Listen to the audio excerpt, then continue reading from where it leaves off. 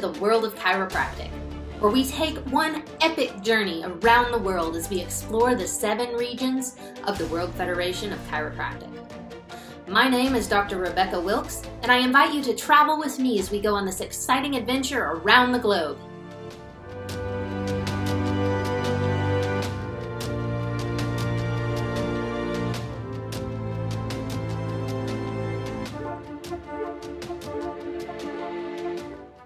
Welcome, Dr. Chihambakwe. Pronounce your name for us.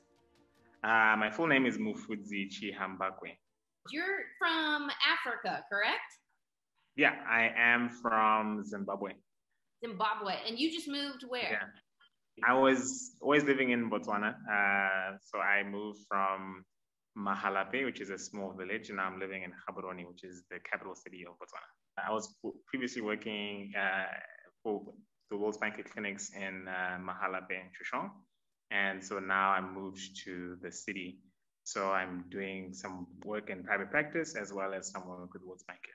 World Spine Care, that's a name that I've heard quite a bit just through the World Federation of Chiropractic. Can you tell us about World Spine Care? So World Spine Care is an amazing charity that has been dedicated to providing people in underserved communities with best quality evidence-based spine care. So the pilot project is here in Botswana, and it's quite an amazing program that has been here for over 10 years now. Spearheaded by the amazing Dr. Scott Holderman, who is very familiar in the chiropractic world.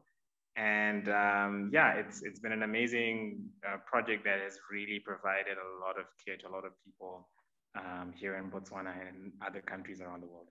I imagine. And tell us about chiropractic in Botswana. So there's not a lot of chiropractors in Botswana. Actually, in most African countries, except South Africa, there typically aren't more than about between 10 and 20 chiropractors. That's kind of the numbers in the whole country. So in Botswana is no exception. I think at the moment there's currently about 7 or so chiropractors in Botswana. And so the interesting thing is there is chiropractic in private and public. So it's kind of interesting mix. And considering the size of Botswana as well, it's the population is only 2 million.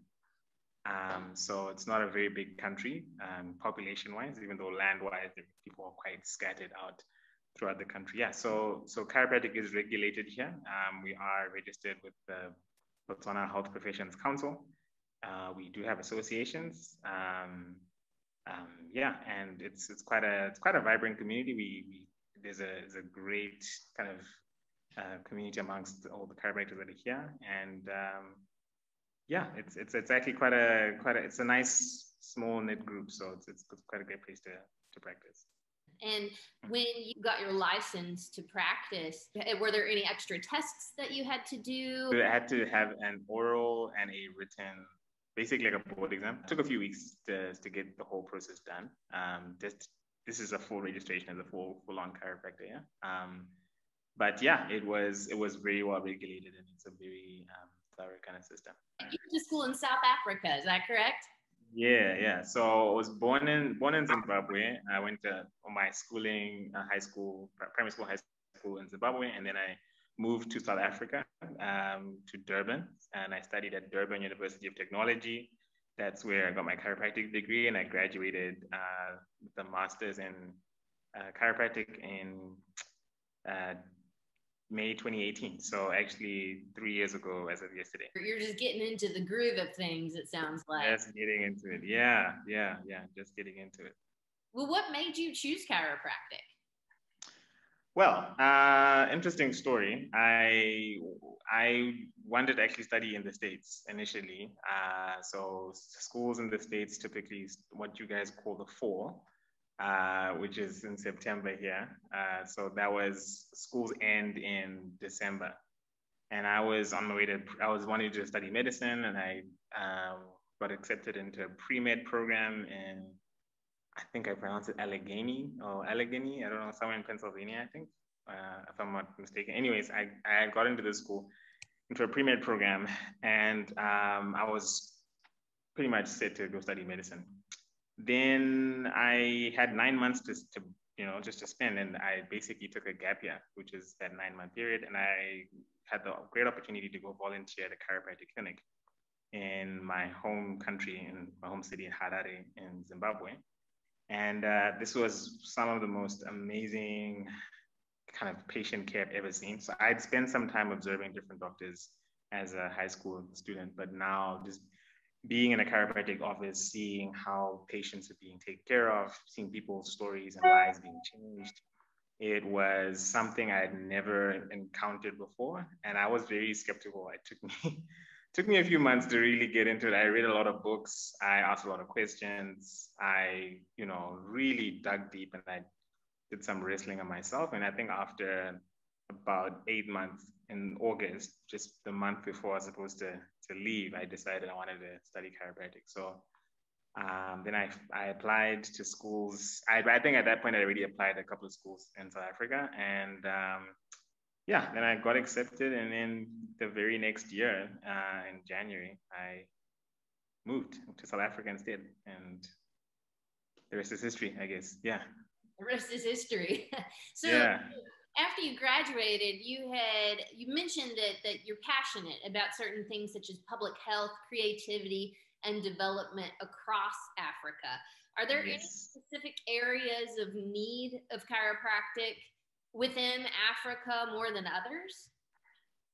I think what it is just realizing that as chiropractors, there's so much value that we can bring to the healthcare systems that we are in. So I think the role that chiropractors can play in Africa is that you can have a massive impact on an entire community or a city.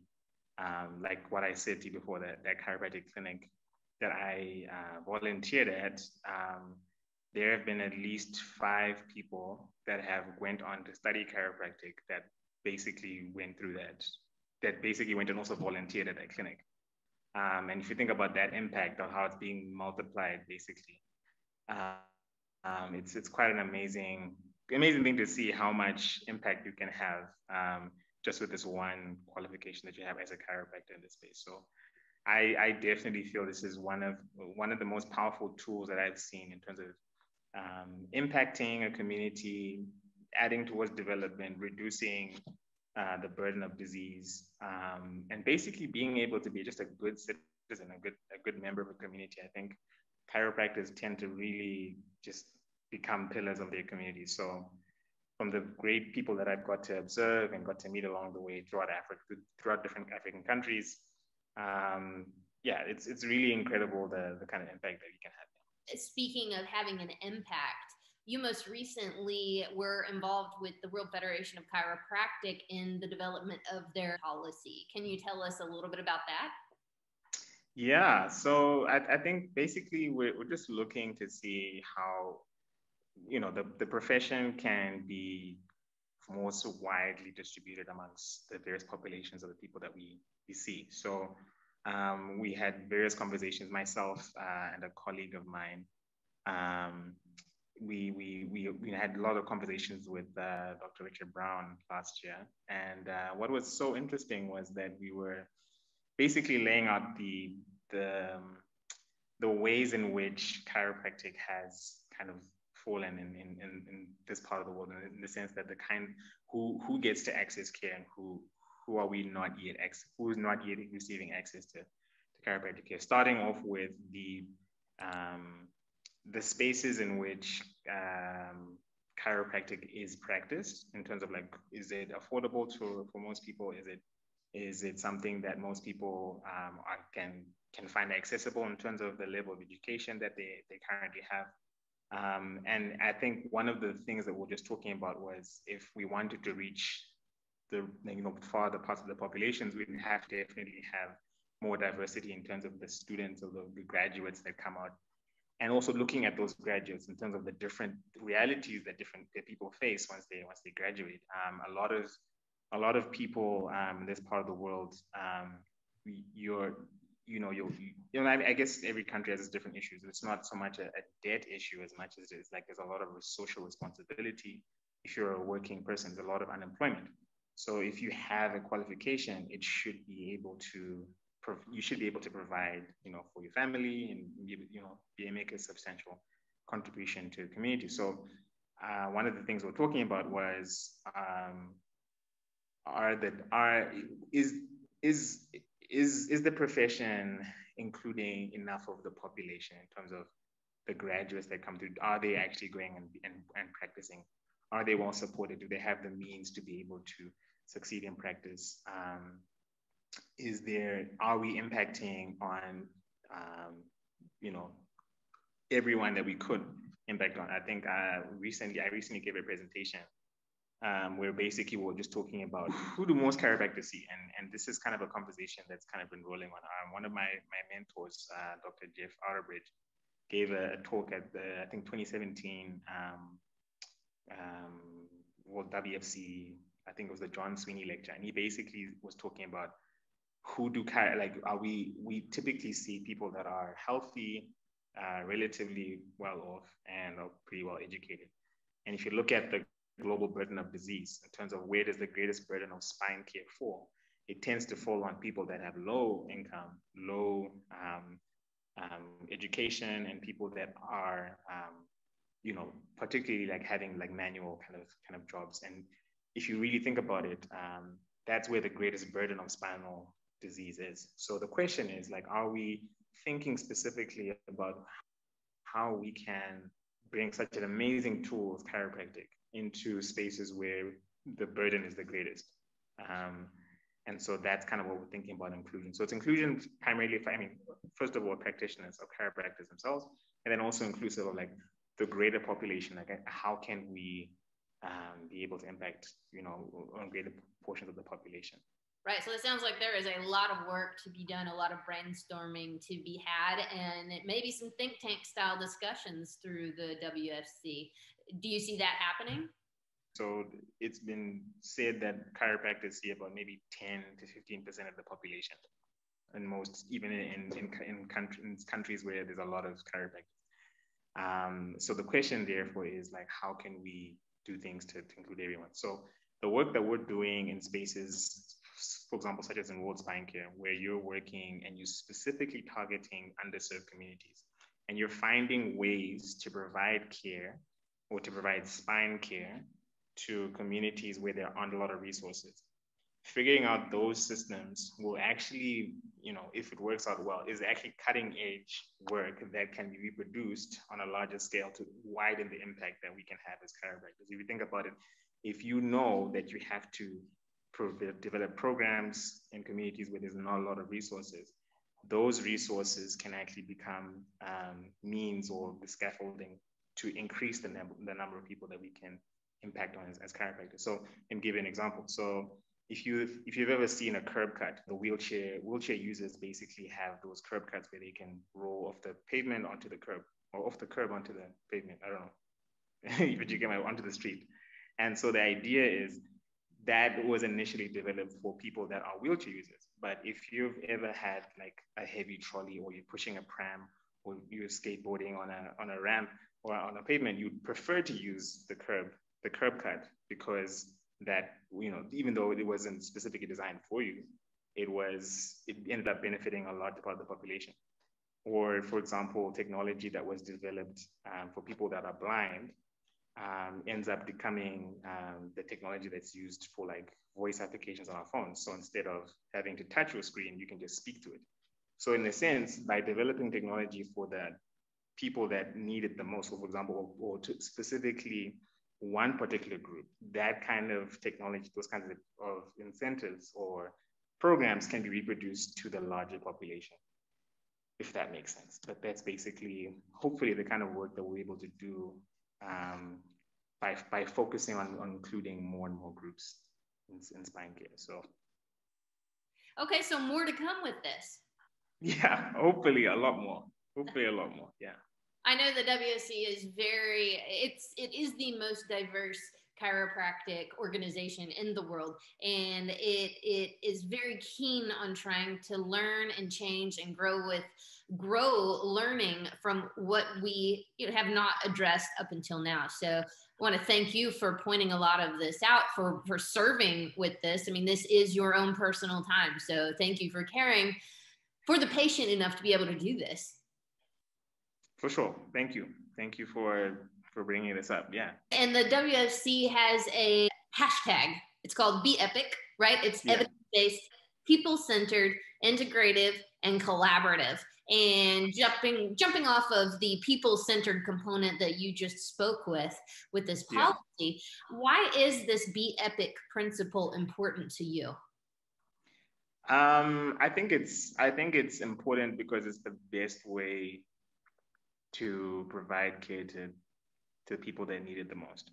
And at risk of repeating myself, I think the evidence-based protocols or evidence ways of practice are attractive because it makes it much easier to interact with other healthcare professionals. It makes it much easier to communicate what we do and the actual problems we can solve as chiropractors. And also, I'm making it people-centered is because if you are, let's say, for example, in this part of the world, you're the only chiropractor in a city or in a village, and you walk into that space where your focus isn't your professional identity as a chiropractor, where rather your focus is on the people that you're trying to serve, it is much more easier to kind of see how you fit in that space because you're seeking to serve people, you're seeking to solve problems, not seeking to gain a reputation or push any kind of agenda of your own. So I think that is the most, I think, in my opinion, and that is the most impactful way or inclusive way you can practice in a community that doesn't know what you have to offer in the first place, or even in ones that do, you're more likely to interact well with other healthcare professionals in that space when you practice in an evidence-based and people-centered way. And that inherently then takes you back to that pillar of the community that you referenced earlier. Yeah. And you also mentioned the global burden of disease, and spinal pain and disability as being part of this global burden of disease. Yeah. And there is a day, October 16th, every single year. It's called World Spine Day. It's the world's largest public health event oriented around spinal pain and disability as part of the global burden of disease. And as part of that, you sent in a video over this last year to create awareness on this particular topic. And I want to thank you for sending that in also, because it just only helps us as we try to take strides in this process.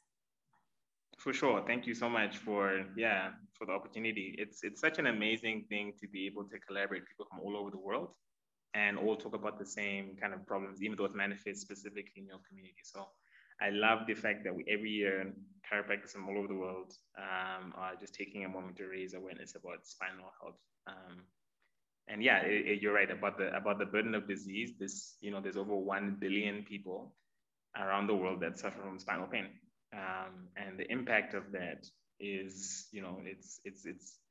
there's not a lot of focused attention on addressing that problem. So I think it's amazing that we can bring these things up and start to reduce the amount of suffering in the world. Right. It'll be interesting to see what you come up with this year with the new theme for World Spine Day, which is back to back. And it's just causing us to reset and refocus on this particular goal. And speaking of the Be Epic principles, when we talk about evidence-based, you are actually an aspiring researcher. And by aspiring, you already are a researcher. You have published a research paper in the Chiropractic and Manual Therapies in 2019. Can you tell us about this study? Sure. So this came after so as part of my master's dissertation. So I was doing research here in Botswana with World Spine Care, basically looking at the interactions between the healthcare professionals in that space and what they understood about what was happening in the World Spine Care clinics. So essentially, my study was just a qualitative kind of analysis of the understanding that healthcare professionals have regarding the kind of problems that chiropractors can help with and what World Spine Care specifically was doing in their clinic.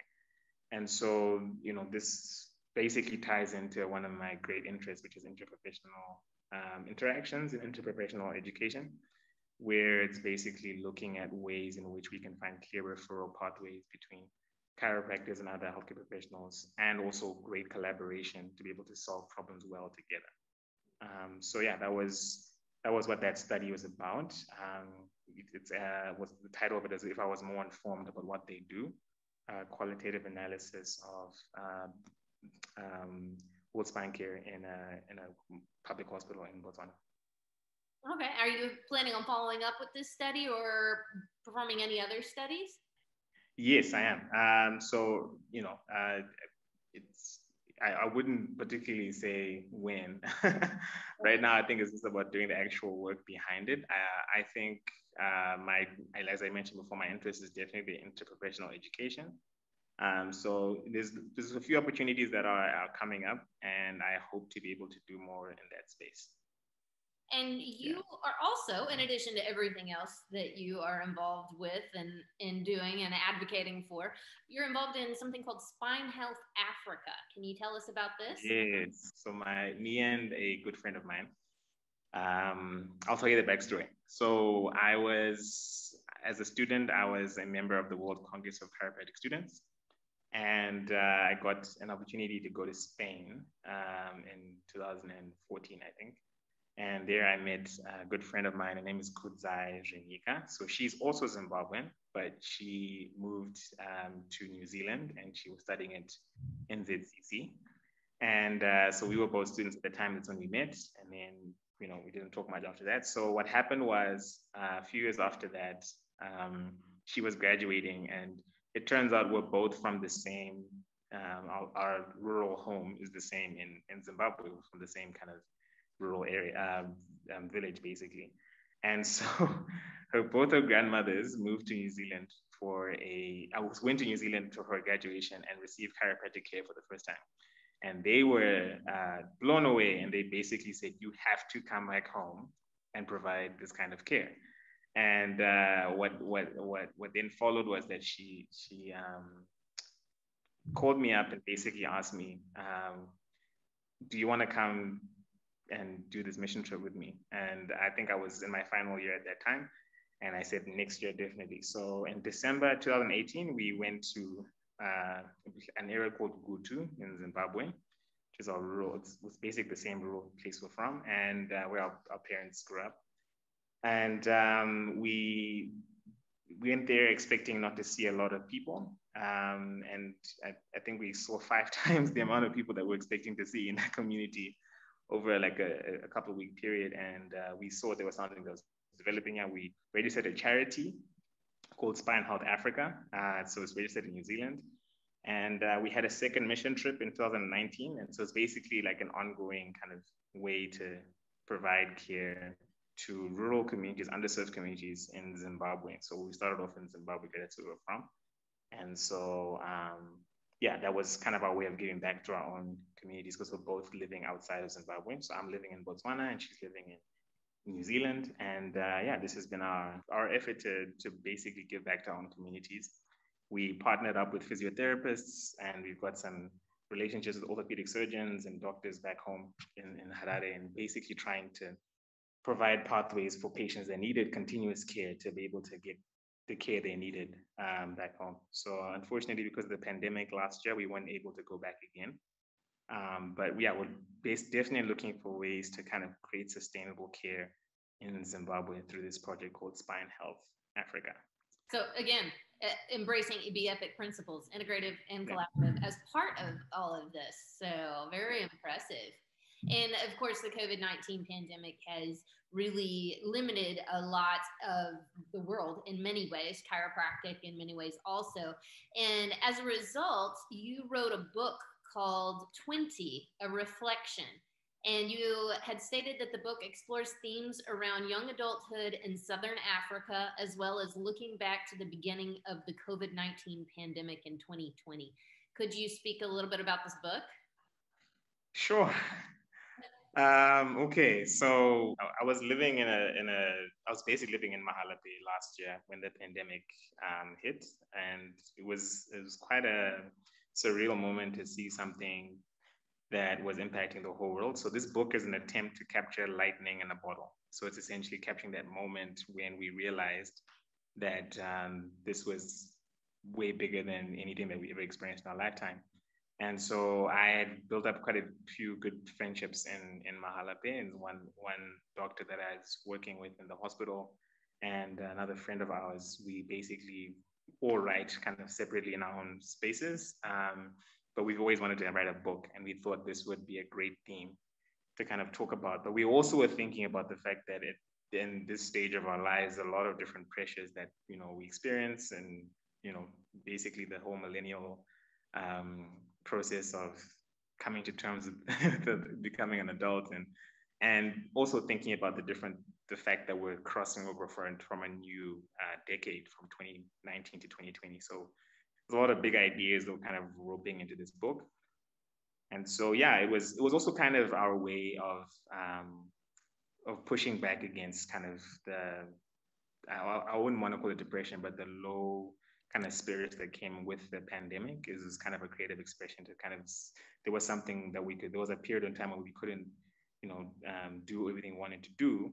So one thing we could do was write. And so we rewrote this book towards the end of last year, and that we recently launched it in March of this year. I'm quite positive many of our listeners and viewers will be interested in reading it. I know I am. Tell us about the African countries, and then specifically Botswana.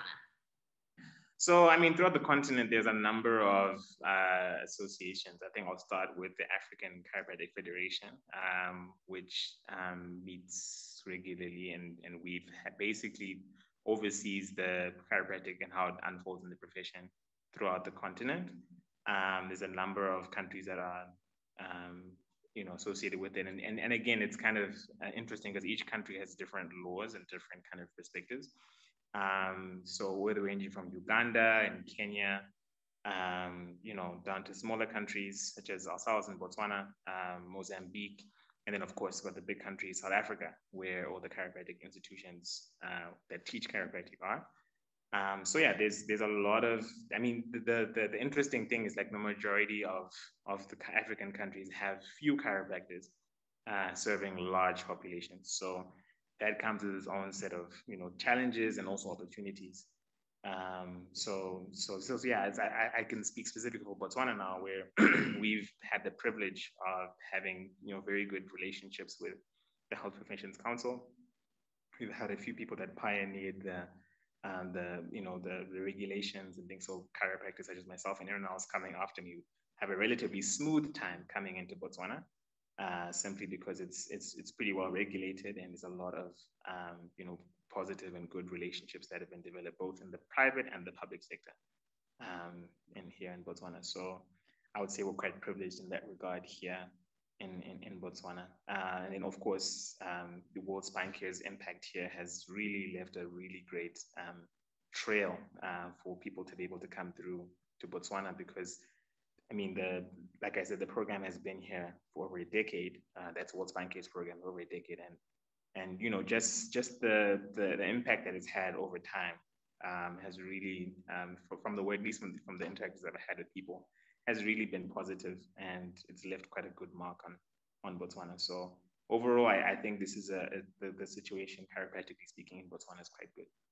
Right. And they have it sounds like a great next generation of chiropractors to help facilitate what has happened and moving to this point.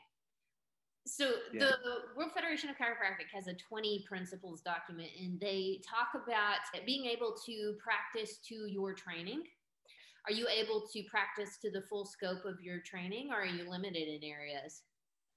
I would say to the full scope. Everything that we've been taught, basically, we can do here. Okay, good. That definitely is a roadblock that you have enough roadblocks to have to encounter, so at least you can not have to worry about that one. So let's say somebody were to be wanting to start a practice in Africa, someone who had maybe just gotten out of school or relocating or anything like that. You mentioned private and public. What would this picture look like? Yeah, so I mean, okay, I think maybe I'm oversimplifying the picture there. So In Botswana, there is opportunities to you can basically come in and private practice and set up as you would need, I guess, applying for a license, doing everything that needs to be done. But even beyond that, when it comes to the public sector, the avenue that World Spine Care provided, I think this is where I'm kind of throwing in a little ad for World Spine Care, is there's opportunities for people to come and work with World Spine Care. But initially, I guess, as volunteers, simply because you get to work in public healthcare settings, and it's really interesting to see how much more diverse the cases and the stuff you get to interact with. I would always call myself blessed because I had the opportunity to work my first 3 years of practice have basically been in public practice in public healthcare. So it's really been a wide range of conditions that you get to see, a lot more diagnostic work that needs to be put in place, and a lot more interaction with other healthcare professionals working in these public hospitals. Even though essentially you're working as a volunteer, but you are having a really great impact on the community. Again, like what I mentioned before, being able to see the people that really need it the most. So that's basically the public aspect that I've mentioned before. Now there is work being done that's basically trying to get chiropractic posts or positions to be made available in government places, by the government. But that's work that's ongoing, and we'll see how that unfolds. Yeah. Ongoing in all kinds of ways everywhere. So we're thankful for people like you who are able to make that work happen. Yeah.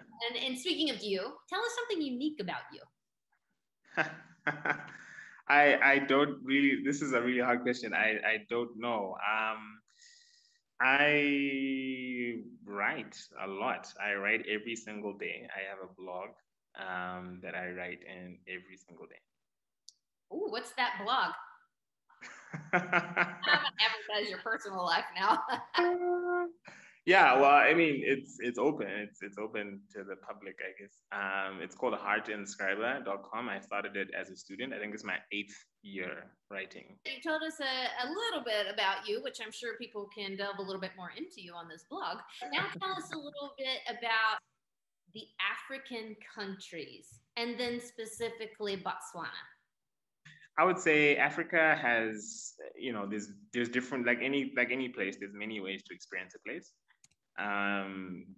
So as someone who's lived here my entire life, I think Africa has a lot of, challenges that make the news, but also a lot of beautiful stories that don't. And I think when someone gets to come here, I think you leave with a kind of experience that is a mixture of both. You see, really amazing things and also really heartbreaking things at the same time. So I would say Africa in general is like enjoying a really interesting human experience from the perspective of people that kind of live in this tension between really beautiful experiences that you can have. People always talk about the wildlife and the